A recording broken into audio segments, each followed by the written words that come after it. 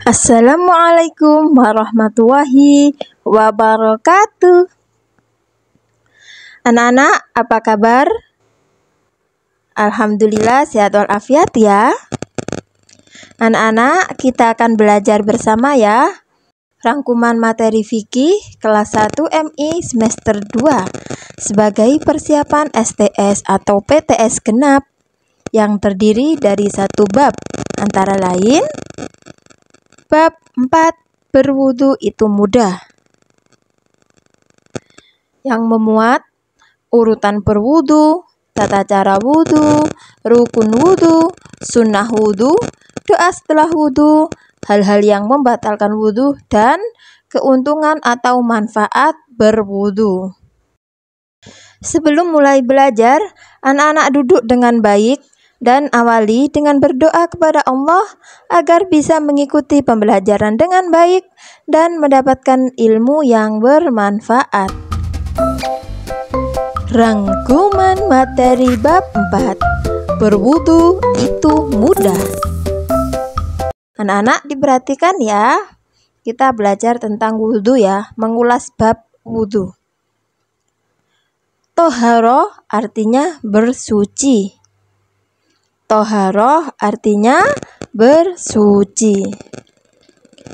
Wudu adalah cara bersuci dari hadas kecil. Hadas adalah keadaan tidak suci sehingga tidak diperbolehkan ibadah. Salah satunya adalah ibadah sholat ya.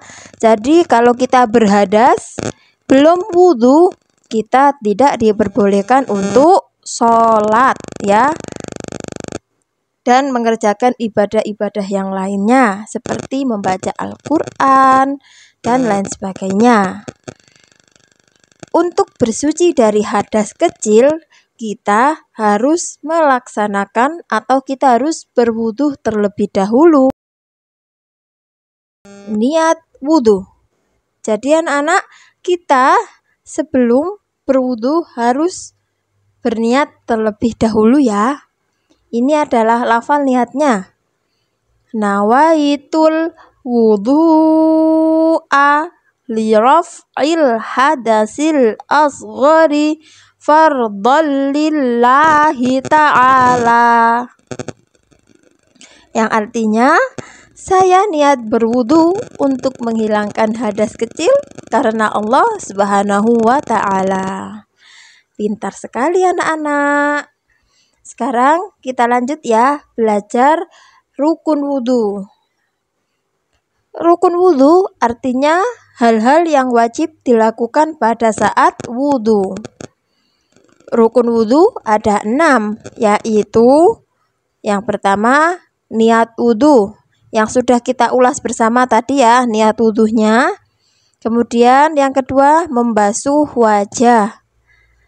Yang ketiga mengusap rambut. Yang keempat membasuh tangan sampai siku. Ingat-ingat, membasuh tangan sampai siku ya, siku. Tidak boleh kurang dari siku atau sikunya masih kering, tidak boleh, itu tidak sah ya. Kita membasuh tangan sampai siku. Yang kelima, membasuh kaki sampai 2 mata kaki.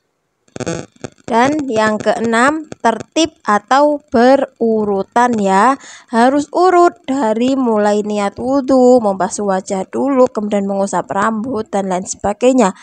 Tidak boleh kok habis membasuh wajah terus membasuh kaki baru mengusap rambut, itu tidak boleh ya, harus urut.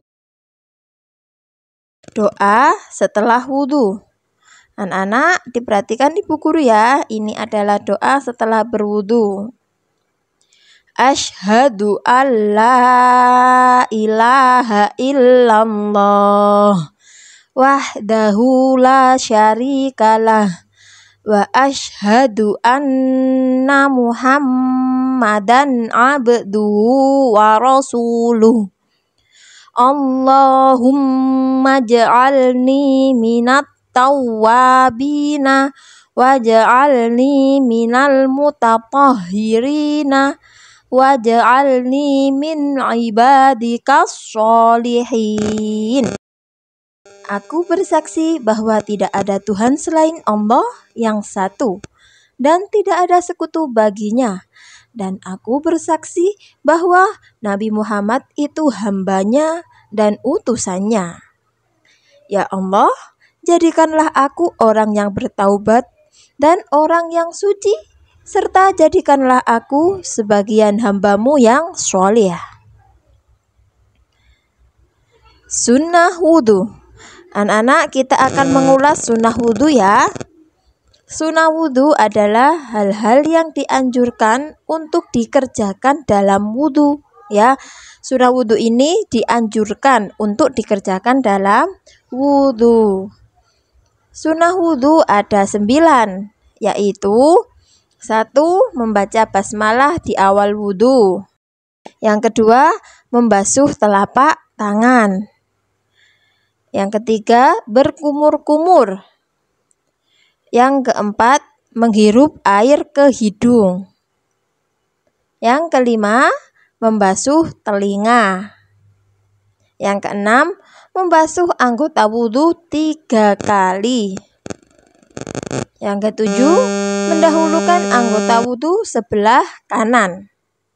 Ya, sebelah kanan terlebih dahulu.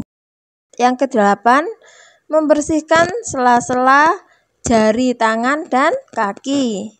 Dan yang ke-10, berdoa setelah wudhu. Kita tadi sudah pelajari ya doa setelah wudhunya. Nah, anak-anak, ini yang paling penting juga ya, hal-hal yang membatalkan wudhu. Jadi wudhunya kita bisa batal apabila kita terjadi hal-hal sebagai berikut. Yang pertama, buang air kecil atau besar. Nah, kalau kita setelah wudhu ya, kok tiba-tiba pengen pipis ya, pengen buang air kecil, kita buang air kecil dahulu, kemudian kita harus berwudhu lagi ya. Kalau tidak berwudhu lagi berarti belum suci dan tidak boleh melaksanakan sholat. Yang kedua, keluar angin dari dubur ya, atau biasa disebut kentut ya. Kentut itu membatalkan wudhu. Semisal kita sudah akan mulai sholat ya, tiba-tiba pengen kentut yang gak bisa tertahankan ya.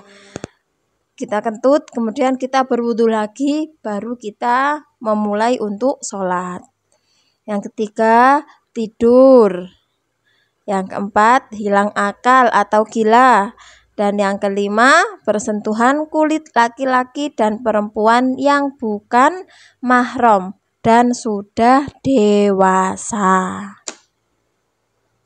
Paham ya anak-anak?